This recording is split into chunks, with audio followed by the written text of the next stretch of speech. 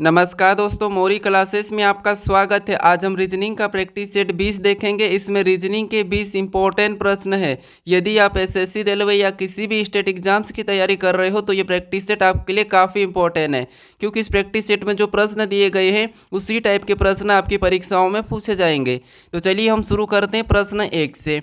हमारा पहला प्रश्न दिया है। प्रश्न कह रहा है कि उस विकल्प का चयन करें जो तीसरी संख्या से ठीक उसी प्रकार संबंधित है जिस प्रकार दूसरी संख्या पहली संख्या से संबंधित है। यानी यहाँ पर जिस प्रकार 7/50 का संबंध 9/82 से है, तो हमें उसी प्रकार 13/170 का संबंध बताना। ठीक है, तो हमारे यहाँ पर टोटल 20 प्रश्न होने वाले। इन 20 प्रश्नों में से आपके कितने प्रश्न सही जाते हैं ये मुझे कमेंट करके ज़रूर बताइएगा, क्योंकि इन 20 प्रश्नों में से रीजनिंग के हमारे सभी प्रश्न अलग अलग इंपॉर्टेंट चैप्टर से। ठीक है, तो देखिए सबसे पहले हम यहाँ पर ये देखेंगे कि 7/50 से 9/82 कैसे लिखा है। ठीक है, तो यहाँ पर हमारे पास संख्या बटे में है, तो हम क्या करेंगे, यहाँ पर संख्या ऊपर वाली को देखेंगे। जैसे यहाँ पर देखिए 7 के बाद यहाँ पर 9 लिखा है, मतलब यहाँ पर क्या किया है, +2 किया है। ठीक है, अगर हम उसी तरीके से 13 में भी +2 करते हैं, ठीक है, तो 13 में +2 करेंगे तो यहाँ पर कितना हो जाएंगे, 15 हो जाएंगे।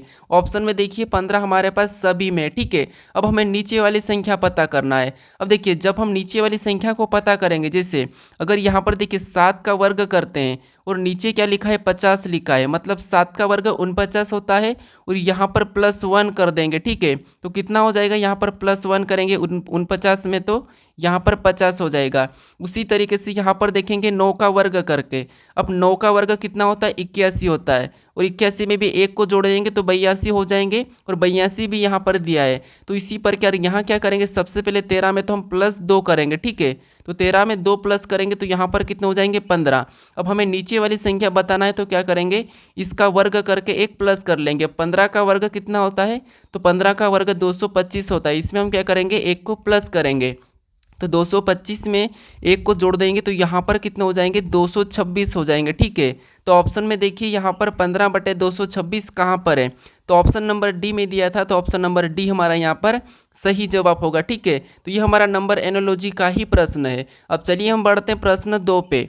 अब दूसरे नंबर का प्रश्न दिया है। प्रश्न कह रहा है कि नीचे दी गई श्रृंखला श्रेणी में प्रश्नवाचक चिन्ह के स्थान पर कौन सी संख्या आएगी। यानी यहाँ पर हमें कुछ संख्या दी है। ठीक है, सबसे बड़ी है, फिर छोटी है, फिर छोटी है, तो अगली कौन सी संख्या आएगी ये हमें बताना। ठीक है, तो जब देखिए जब भी हम श्रृंखला के प्रश्न को सोल्व करते हैं तो यहाँ पर क्या करते हैं, हम अंतर देखते हैं। लेकिन यहाँ पर देखिए सबसे बड़ी संख्या है, फिर उससे थोड़ी सी छोटी, फिर छोटी, फिर छोटी, मतलब यहाँ पर संख्या घटती जा रही है। तो हम क्या करेंगे, यहाँ पर एक एक संख्या को देखेंगे। ठीक है, तो यहाँ पर देखिए, यहाँ पर अगर हम एक एक संख्या को देखते तो यहाँ पर टोटल 6 संख्या है और यहाँ पर 5 संख्या है। तो इसका मतलब ये है कि यहाँ पर इस 8 को हटा दिया है। ठीक है, फिर देखिए 9 में से 1 को घटाएंगे तो यहाँ पर 8, 6 में से 1 को घटाएंगे यहाँ पर 5, 7 में से 1 को घटाएंगे 6, और यहाँ पर 8 में से 1 को घटाएंगे 7, और 7 में से 1 को घटाएंगे तो 6।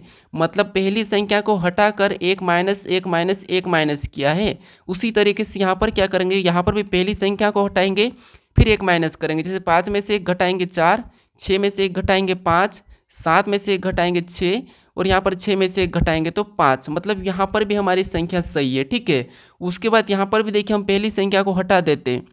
यहाँ पर पहली संख्या हटाया, फिर 5 में से 1 घटाएंगे तो 4, 6 में से 1 घटाएंगे 5, और 5 में से 1 घटाएंगे 4। ये भी संख्या सही है। अब हमें क्या करना है, अगली संख्या बताना है। तो अगली संख्या बताने के लिए हम क्या करेंगे, इस संख्या को तो हटा देंगे और इनमें क्या करेंगे, घटा लेंगे। तो 5 में से 1 घटाएंगे यहाँ पर 4, और 4 में से 1 घटाएंगे तो यहाँ पर 3। मतलब जो प्रश्नवाचक चिन्ह दिया है यहाँ पर क्या आएगा, 43 आएगा। ऑप्शन में देखिए 43 कहाँ पर है, तो ऑप्शन नंबर हमें सी में दिया है, तो ऑप्शन नंबर सी हमारा यहाँ पर सही जवाब होगा। ठीक है, अब चलिए हम बढ़ते प्रश्न 3 पे। आप लॉजिक को समझिए। अब तीसरे नंबर का प्रश्न दिया है। प्रश्न कह रहा है कि निम्न वर्गों के बीच के संबंध को सर्वोत्तम रूप से दर्शाने वाले वेन आरेख का चयन करें। यानी दोस्तों यहाँ पर हमें दिया है जैसे चश्मा, लेंस और दर्पण, इनका वेन आरेख कैसा बनेगा ये प्रश्न पूछा है। ठीक है, तो जब भी हम वेन आरेख के प्रश्न को सोल्व करते हैं तो वहाँ पर आपस में संबंध देखते हैं, लेकिन हमें फिर भी समझ नहीं आता है तो हम किसी एक का डायग्राम बनाते हैं। जैसे यहाँ पर देखिए, मान लीजिए हम चश्मा का बनाते हैं, ठीक है, तो ये हमारा किसका बना है, चश्मा का बना है, ठीक है। उसके बाद हम क्या करेंगे, दूसरे शब्द का बनाएंगे। अब दूसरा शब्द हमें क्या दिया है, लेंस दिया है। अब लेंस का बनाने से पहले हम ये देखेंगे कि इनका आपस में कोई संबंध है या नहीं है, पहले वाले शब्द से, ठीक है। तो यहाँ पर देखिए, लेंस यानी कि चश्मा में लेंस होता है, लेकिन पूरी चश्मा लेंस की ही नहीं होती है, ठीक है। तो यहाँ पर कुछ वाला बनेगा, कैसा बनेगा, कुछ वाला। अब देखिए, उसके बाद क्या हमें दिया, यहाँ पर दर्पण दिया है। अब दर्पण का बनाने से पहले हम पहले दो शब्दों का आपस में संबंध देखेंगे। तो देखिए, दर्पण और यहाँ पर लेंस का तो आपस में कोई संबंध नहीं है, तो इससे तो ये अलग बनेगा या फिर पास में बनेगा। तो आप कहोगे, यहाँ पर देखिए, ये जो हमारा इनका आपस में कोई संबंध नहीं है, तो यहाँ तो आपस में इसका कोई संबंध नहीं है, तो ये तो इससे अलग बनेगा।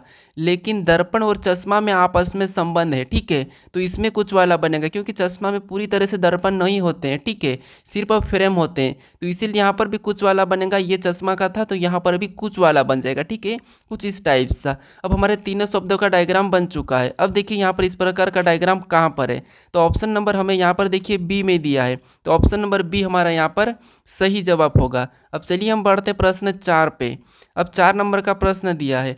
प्रश्न कह रहा है कि यदि किसी सांकेतिक भाषा में a बराबर 25 me बराबर 34 लिखा जाता है, तो उसी सांकेतिक भाषा में यहाँ पर हेयर को कैसे लिखा जाएगा, ये प्रश्न पूछा है, ठीक है। तो देखिए, जब भी हम कोडिंग डिकोडिंग के प्रश्न को सोल्व करते हैं और हमें यहाँ पर अक्षर से अंकों में दिया जाता है, ठीक है, तो हम क्या करते हैं, उन अक्षर को अंकों में लिख के पता करने की कोशिश करते हैं।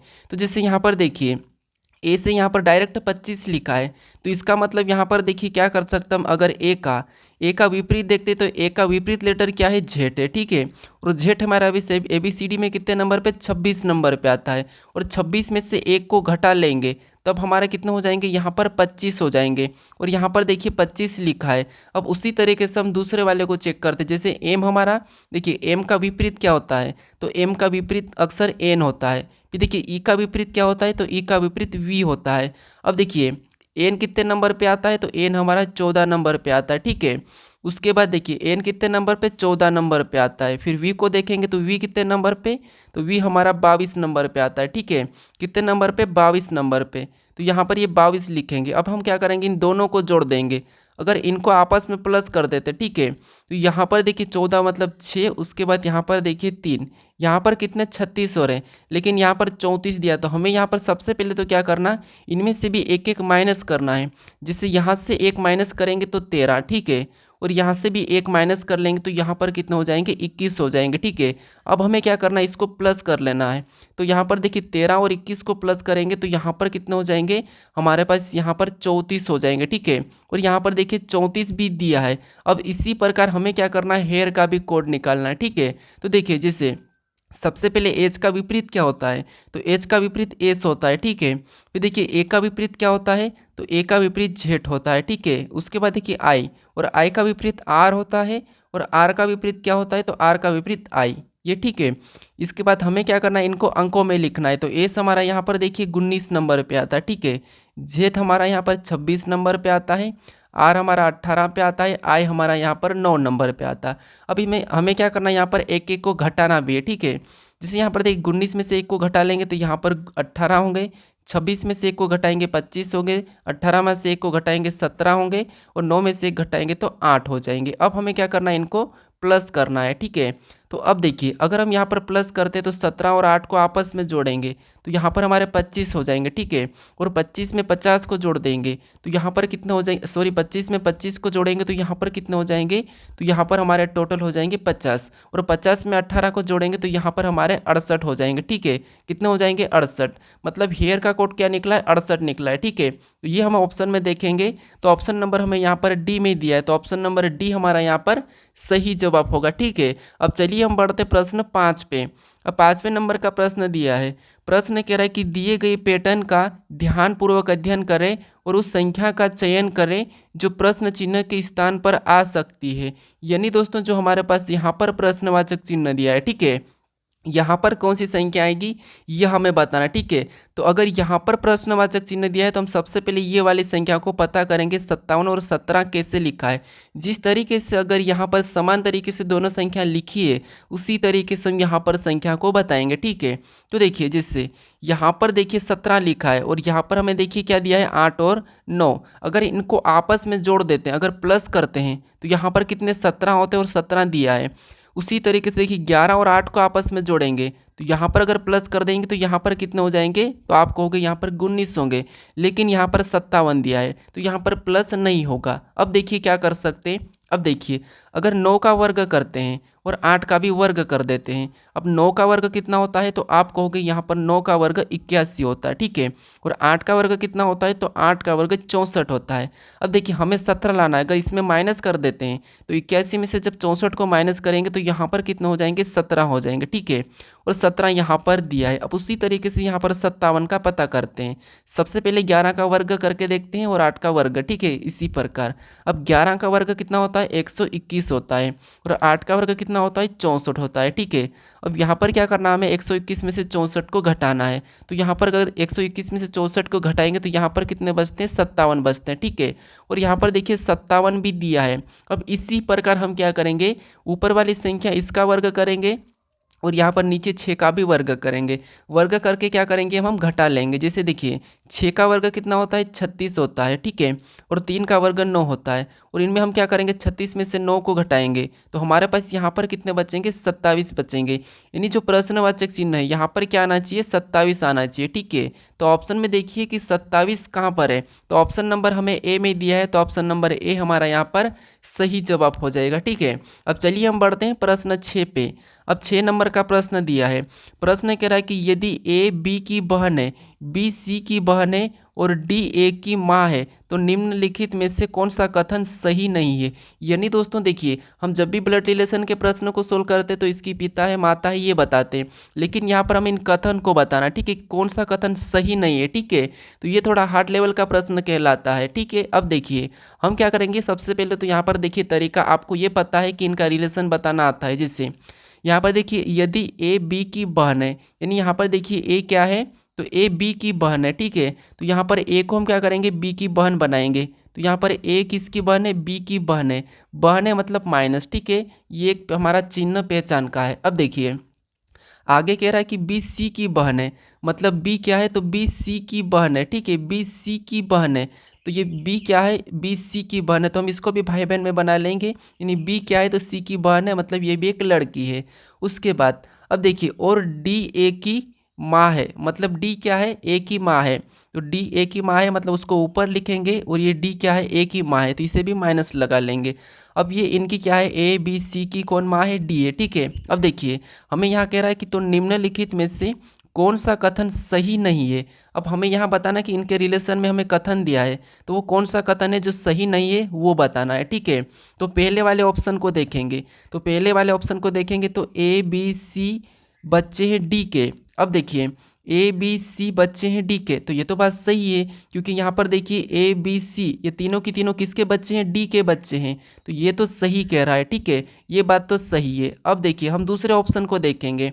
दूसरा ऑप्शन क्या कह रहा है, ये तो बात सही है। अब दूसरा ऑप्शन कह रहा है कि सी ए और बी का भाई है। अब देखिए हमें यहाँ पर क्या कहा है कि सी ए और बी का भाई है। यहाँ पर देखिए क्या सी ए और बी का भाई है, तो नहीं। यहाँ पर देखिए सी तो ना लड़की है और ना ही लड़का है, हमें यहाँ पर नहीं कहा है। ये प्रश्न ये नहीं कहा था कि सी लड़की है या लड़का है। हाँ ये हो सकता है कि बी की भाई है या बहन है, ये कन्फर्म है, लेकिन लड़की है या लड़का है ये नहीं कहा, तो इसीलिए ये तो गलत होगा, यानी इसको हम गलत मानेंगे, ठीक है। उसके बाद हम तीसरे को देखेंगे तो बी डी की बेटी है। अब देखिए बी डी की बेटी है तो यहाँ पर देखिए एक लड़की है, ठीक है, और ये किसकी है, डी की है, तो ये तो सही कह रहा है, ठीक है, मतलब ये तो सही है। यहाँ पर हमारा ऑप्शन तीसरा तो सही है। अब देखिए डी को देखेंगे तो ए सी की बहन है। अब देखिए ए क्या है, सी की बहन है। हाँ ये हमारी कन्फर्म है कि सी की बहन है, क्योंकि यहाँ पर ये लड़की है, तो ये सही कह रहा है, ठीक है। तो ये भी हमारा क्या कह रहा है, सही कह रहा है। हमें पूछा था कि कौन सा कथन सही नहीं है, तो ऑप्शन देखिए कौन सा सही नहीं है, ऑप्शन बी वाला सही नहीं है, तो यही वाला हमारा क्या हो जाएगा, सही जवाब हो जाएगा, ठीक है। अब चलिए हम बढ़ते हैं प्रश्न 7 पे। अब 7वें नंबर का प्रश्न दिया है। प्रश्न कह रहा है कि निम्नलिखित दिए गए पासे में विपरीत फलक के आधार पर सही विकल्प का चयन करें। यानी दोस्तों आपको यहाँ पर क्या करना है, इनकी विपरीत फलक के आधार पर सही विकल्प का चयन करना है, जिससे आपको ये पता होगा कि इस पासे में विपरीत कैसे बताते हैं, तो किस विकल्प में एक दूसरे के विपरीत है वो देखना है। ठीक है, तो देखिए जैसे यहाँ पर मैंने बताया था आपको एक छोड़ के एक चलना है, तो ये चला तो ये इसका विपरीत है। ठीक है, उसके बाद अब यहाँ से और एक छोड़ के एक चलेंगे तो ये इसका विपरीत है। फिर हमारा जो बचा वो एक दूसरे का विपरीत हो जाएगा, जैसे प्लस का यहाँ पर भागित हो जाएगा। ठीक है, अब देखिए हमें ऑप्शन में देखना है कि यहाँ पर जो विपरीत है वही की वही ऑप्शन में है या नहीं है। ठीक है, तो यहाँ पर देखिए सबसे पहले ऑप्शन में देखेंगे तो यहाँ पर दिया है कि प्लस और त्रिभुज विपरीत है, यानी कि प्लस और त्रिभुज विपरीत है, लेकिन यहाँ पर देखिए त्रिभुज का विपरीत एक गोल वाला चिन्ह है, तो ये ऑप्शन हमें क्या कह रहा है, गलत दिया है। ठीक है, यहाँ पर गलत दिया है। फिर देखिए यहाँ पर प्लस और ओ ये दोनों विपरीत है, तो आप कहोगे प्लस और यहाँ तो भागित विपरीत है, तो यहाँ क्या दिया है प्लस और यहाँ पर ये वाला चिन्ह दिया है, तो ये भी हमारा क्या है, गलत है। फिर ऑप्शन सी को देखेंगे तो यहाँ पर देखिए त्रिभुज और ये हमारा वृत्त वाला है। ठीक है, ये दोनों विपरीत है, तो हाँ यहाँ पर हमें दिख रहे हैं, मतलब ये तो सही है। अब दूसरे को देखेंगे तो प्लस और भागित विपरीत है, तो यहाँ पर देखिए प्लस और भागित भी हमें यहाँ पर दिखा है विपरीत, तो ये भी सही है। अब तीसरा देखेंगे यहाँ पर ये चिन्ह और ये तो आपस में चिन्ह है। ठीक है, ये भी विपरीत है, तो यहाँ पर देखिए ये भी यहाँ पर हमें विपरीत दिया है, मतलब ये तो तीनों की तीनों सही दिए। ठीक है, तो इसका मतलब ये तो सही है। अब यहाँ पर हम डी को देखेंगे तो डी में प्लस और भागित विपरीत है, ये तो सही है, लेकिन यहाँ पर देखिए त्रिभुज ये वाला चिन्ह विपरीत आपस में नहीं है, क्योंकि त्रिभुज का चिन्ह कौन सा वाला है, ये गोल वाला विपरीत है, और यहाँ पर हमें दूसरा वाला दिया है। ठीक है, तो ये वाला नहीं होगा, हमें ऑप्शन नंबर कहाँ पर मिला है, सी में मिला है, तो ऑप्शन नंबर सी हमारा यहाँ पर सही जवाब होगा। ठीक है, अब चलिए हम बढ़ते हैं प्रश्न 8 पे। अब 8वें नंबर का प्रश्न दिया है, प्रश्न कह रहा है कि निम्नलिखित प्रश्न श्रृंखला श्रेणी में प्रश्नवाचक चिन्हों को ज्ञात करें।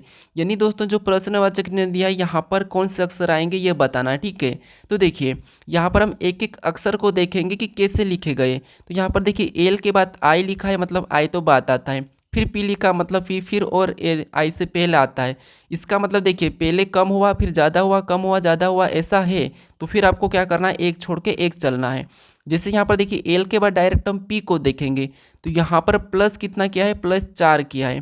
पी से डायरेक्ट टी को देखेंगे तो यहाँ पर भी प्लस 4 हुआ है। ठीक है, और टी से डायरेक्ट एक्स को देखेंगे तो यहाँ पर भी प्लस कितना हो रहा है, 4 हो रहा है, मतलब प्रश्नवाचक चिन्ह यहाँ है। अगर हमें एक छोड़ के एक देखना है तो यहाँ पर भी प्लस 4 हो जाएगा। ठीक है, लेकिन हमें यहाँ का पूछा है। ठीक है, तो हम क्या करेंगे, इधर से वापस से चलेंगे तो आई हमारा 9 पे आता है, और एम को देखेंगे तो यहाँ पर भी क्या हो रहा है, तो यहाँ पर भी प्लस 4 हो रहा है। ठीक है, फिर एम के बाद वापस से क्यू लिखा है, मतलब यहाँ पर भी प्लस 4 हो रहा है। ठीक है, तो उसी तरीके से हमें यहाँ पर बताना है। ठीक है, तो हम क्या करेंगे, यहाँ पर प्लस 4 कर लेंगे। अब देखिए क्यू हमारा 17 नंबर पे आता है, और प्लस 4 करेंगे तो 21 हो जाएगा, और 21 नंबर पे क्या आता है, यू आता है, यानी कि जो प्रश्नवाचक चिन्ह है यहाँ पर क्या होगा, यू होगा। ठीक है, तो ऑप्शन नंबर हमें कहाँ पर दिया है, ऑप्शन नंबर बी में दिया है, तो ऑप्शन नंबर बी हमारा यहाँ पर सही जवाब हो जाएगा। ठीक है, अब चलिए हम बढ़ते हैं प्रश्न 9 पे।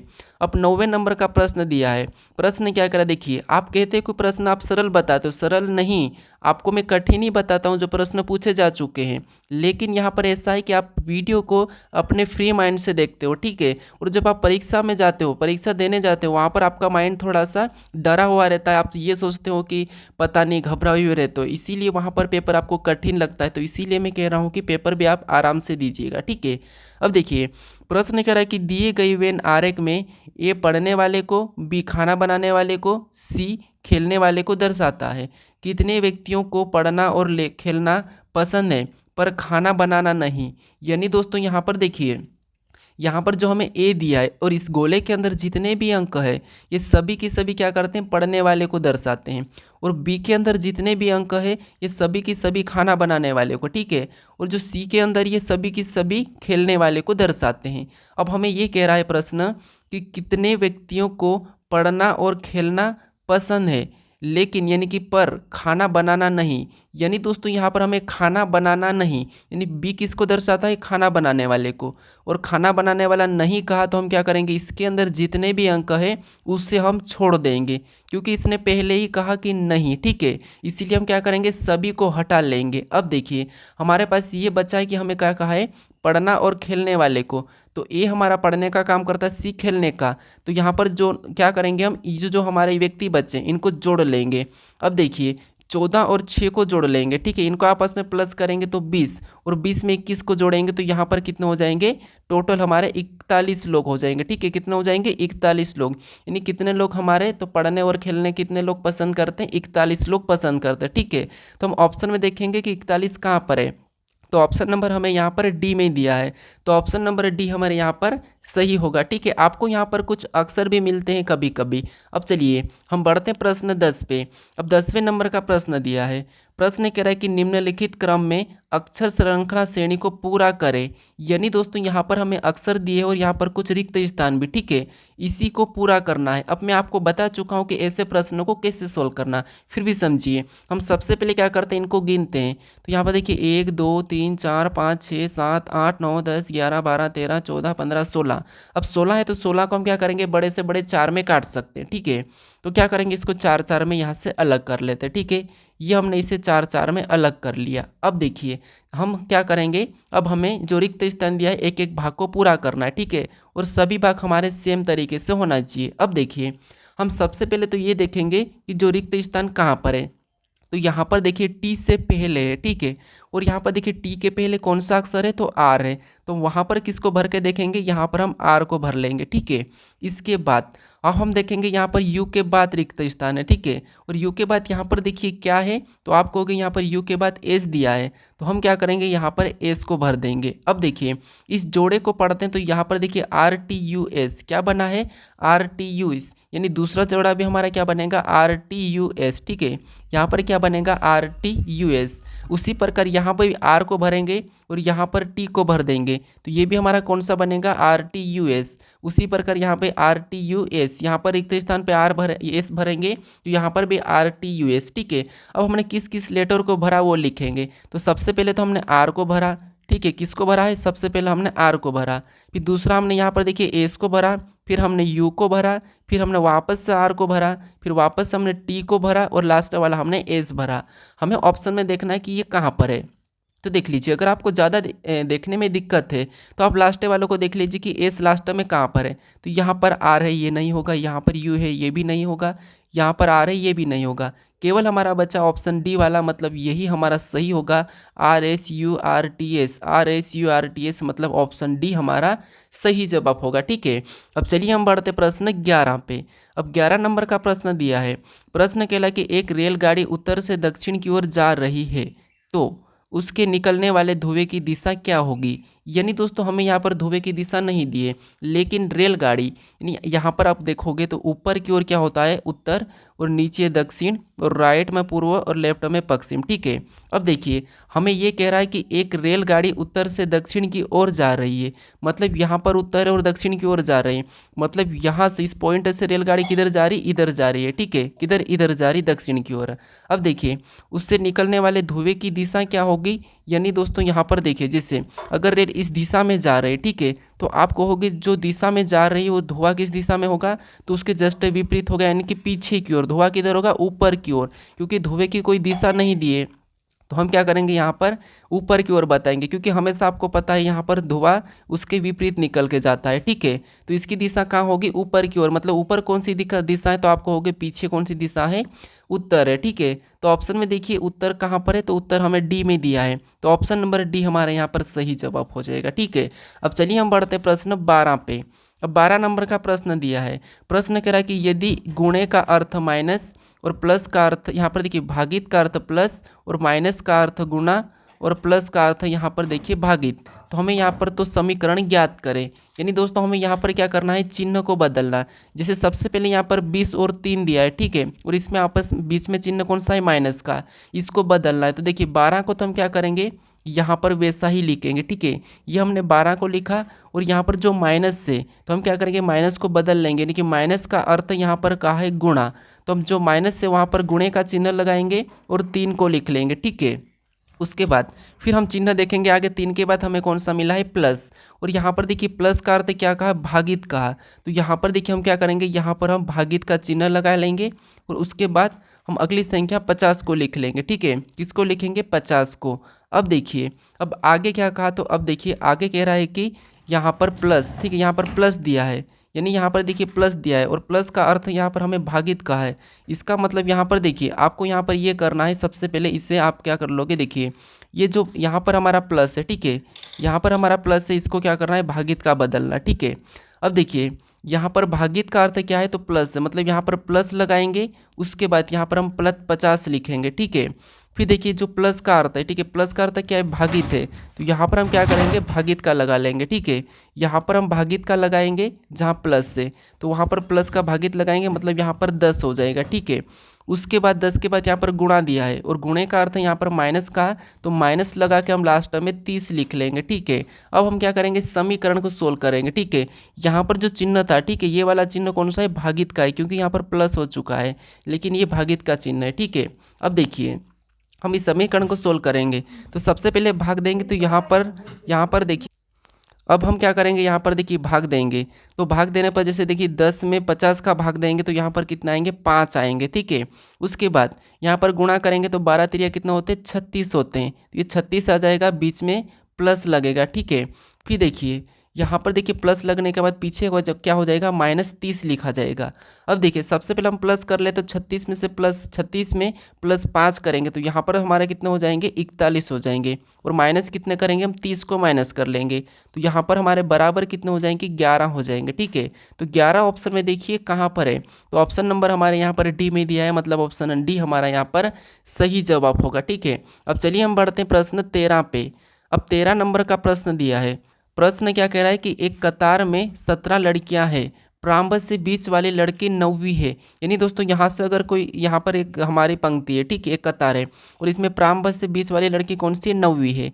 तो हमें यहाँ पर करा कि अंत से बीच वाली लड़की किस नंबर पर होगी, यहाँ पर 17 है, ठीक है। तो हम 17 से वापस से 9वें नंबर वाली देखेंगे तो हमारी कौन सी हो जाएगी, यही हो जाएगी, ठीक है। कितने नंबर वाली होगी, तो यहाँ पर आप कहोगे 9 नंबर वाली ही होगी। तो ऑप्शन नंबर हमारा यहाँ पर देखिए सी में दिया है, तो ऑप्शन नंबर सी हमारा यहाँ पर सही जवाब होगा। अगर आपको गिनना तो गिन सकते हो, ठीक है। कैसे, देखिए ये 17 है, ये पहला 17, फिर 16, 15, 14, 13, 12, 11, फिर 10 और 9। अब देखिए यहाँ पर 1 2 3 4 5 6 7 8 9, 9वें नंबर तक है, तो इसीलिए कौन सी लड़की होगी, 9वीं वाली, मतलब यही होगी, ठीक है, 9वें नंबर वाली ही होगी। अब चलिए हम बढ़ते हैं प्रश्न 14 पे। अब 14 नंबर का प्रश्न दिया है। प्रश्न कह रहा है कि 4 मित्र कैरम खेल रहे हैं और कैरम बोर्ड के चारों तरफ बैठे हुए हैं। बी सी के दाएं है, डी ए के बाएं है, सी के बाएं कौन बैठा है। अब देखिए 4 मित्र है, कैरम कैसे खेलते हैं, आमने सामने बैठकर खेलते हैं, ठीक है। मान लीजिए मैं आपको कैसे बताता हूँ, जैसे मान लीजिए एक कैरम बोर्ड है, ठीक है, ये हमारा कैरम बोर्ड है। अब यहाँ पर आपको पता है एक यहाँ बैठेगा, एक यहाँ बैठेगा, एक यहाँ बैठेगा, एक यहाँ बैठेगा, ठीक है।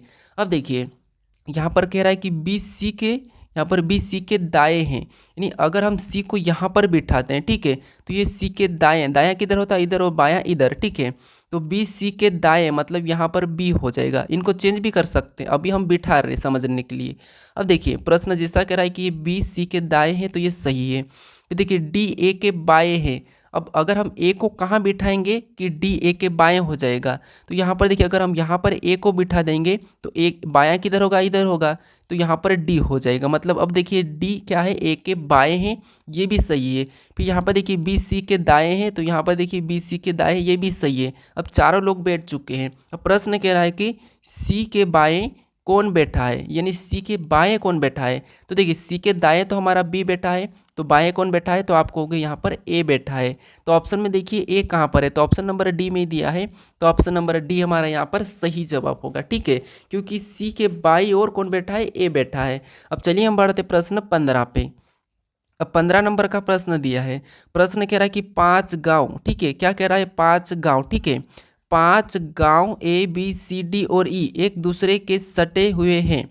ए बी के, यानी कि हमारा यहाँ पर देखिए पश्चिम की ओर है, मतलब दिशा का है, ठीक है। तो यहाँ पर दिशा तो आपको पता है, ऊपर उत्तर, नीचे दक्षिण, राइट में पूर्व, लेफ्ट में पश्चिम, ठीक है, लेफ्ट में पश्चिम। अब देखिए हमें यहाँ पर कह रहा है कि ए, क्या कह रहा है, ए बी के पश्चिम में है, नहीं ए यहाँ पर है, ठीक है, ए यहाँ पर है, तो ए क्या है, बी के पश्चिम में है। अगर बी को हम इधर बिठाएंगे तब ये क्या हो जाएगा, बी के पश्चिम में कौन हो जाएगा, ए हो जाएगा, क्योंकि पश्चिम ये वाला है, ठीक है। अब बी के पश्चिम में कौन है, ए है। अब देखिए उसके बाद आगे कह रहा है कि डी ई के पूर्व में है। अब देखिए डी क्या है, ई के पूर्व में, तो इसे छोड़ देते हैं अभी। अब देखिए उसके बाद ए सी के दक्षिण में है, एक मतलब सी ए के दक्षिण में है, ठीक है। क्या कह रहा है कि सी ए के दक्षिण में है, तो ए के दक्षिण में मतलब नीचे हो जाएगा कौन, सी नीचे दक्षिण में किसके, ए के। उसके बाद अब कह रहा है कि ई बी के उत्तर में है। अब ई क्या है, बी के उत्तर में है, बी के उत्तर में मतलब ई कहाँ पर होगा, यहाँ पर हो जाएगा, ठीक है। क्यों यहाँ पर होगा, क्योंकि पहले तो ये भी कहा था कि यहाँ पर देखिए डी ई के पूर्व में है, मतलब डी ई के पूर्व में है। तो यहाँ पर अगर हम ई को बिठा देते, ये किसका हो गया, बी के उत्तर में हो गया, और डी किसके पूर्व में, ई के पूर्व में है, मतलब यहाँ पर डी हो जाएगा। अब देखिए, अब हमें यहाँ पर कह रहा था कि ए बी के पश्चिम में है, तो यहाँ पर देखिए ए बी के पश्चिम में सही है। उसके बाद डी ई के पूर्व में है, तो यहाँ पर देखिए डी ई के पूर्व में है, ये भी सही है।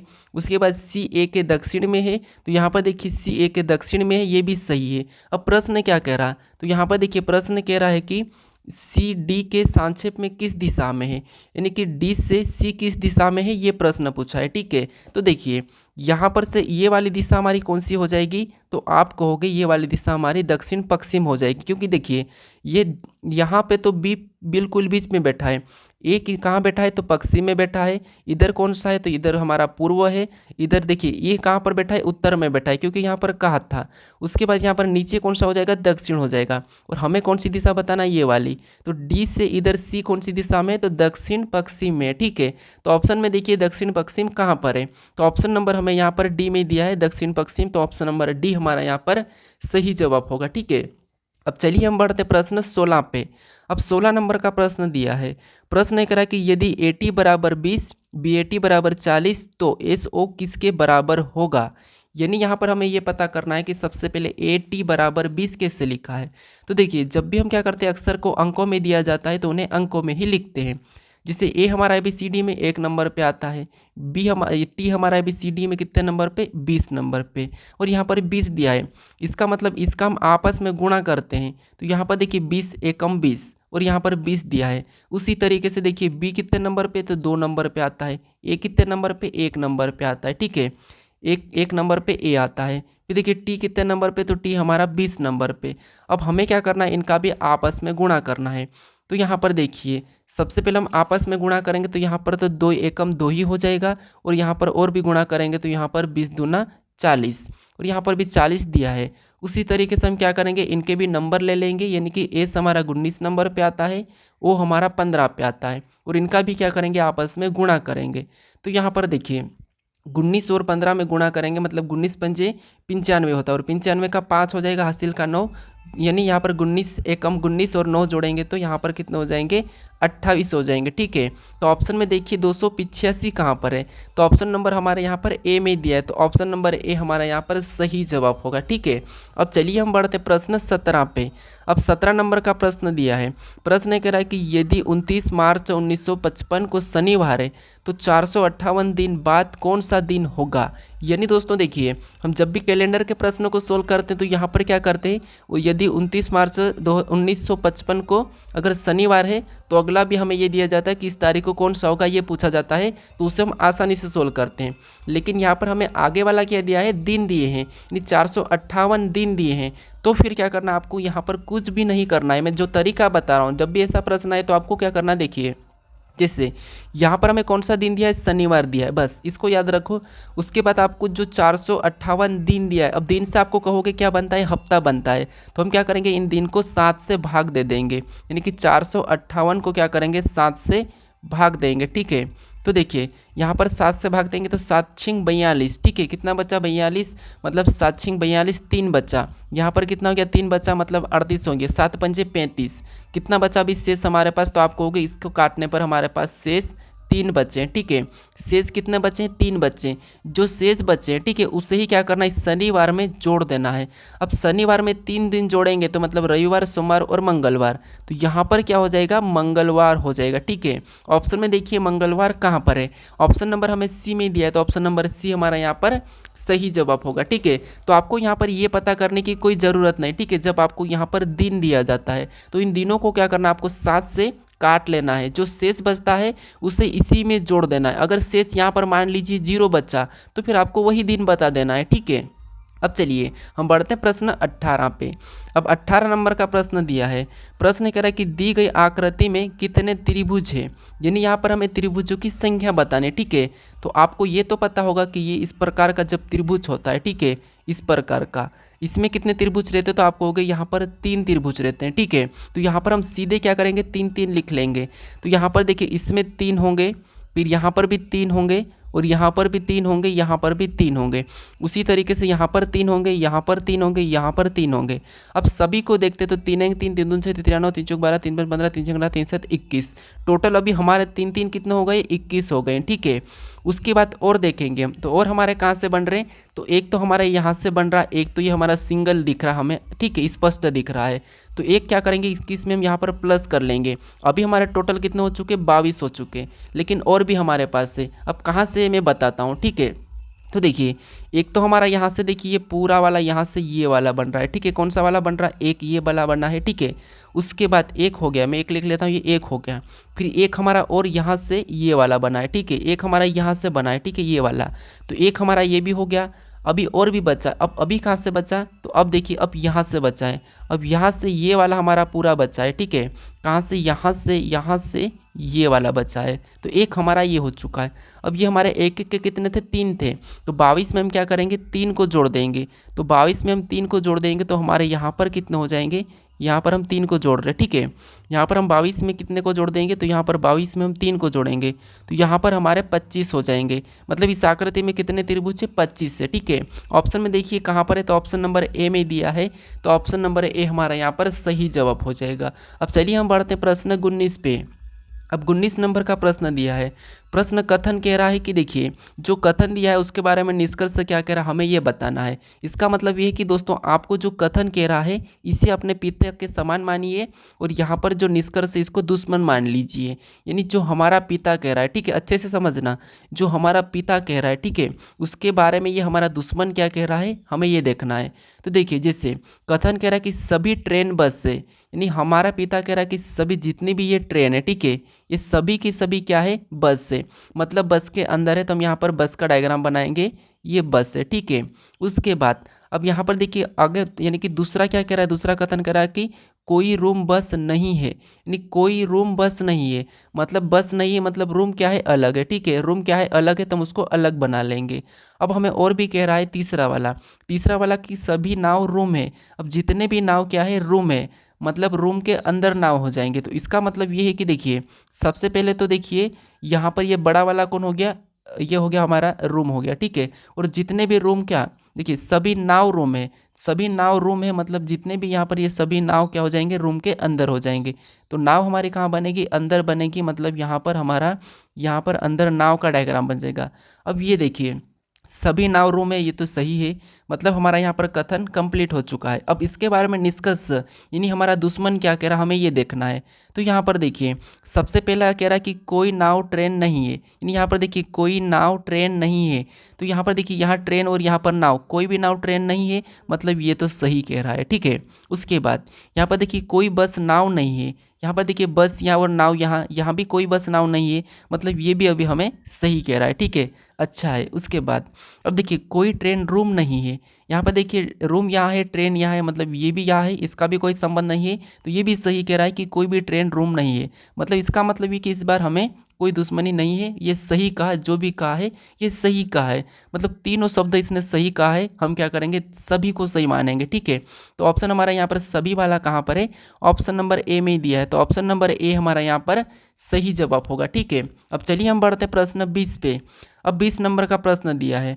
प्रश्न कह रहा है कि सही दर्पण प्रतिबिंब का चयन करें, यानी आपको मैं सही दर्पण प्रतिबिंब का चयन कैसे करते हैं वो आपको मैं कई बार प्रश्न में बताया हूँ। ठीक है, तो इसकी छाया इधर कैसी बनेगी ये आपको बताना। ठीक है, तो इसका सही जवाब मुझे कमेंट करके बताइएगा। ठीक है, ऑप्शन आपके पास 4 है। अब चलिए अगर आप इस चैनल को अभी तक सब्सक्राइब नहीं करें तो इस लोगो पर क्लिक करके जरूर सब्सक्राइब कर लीजिएगा।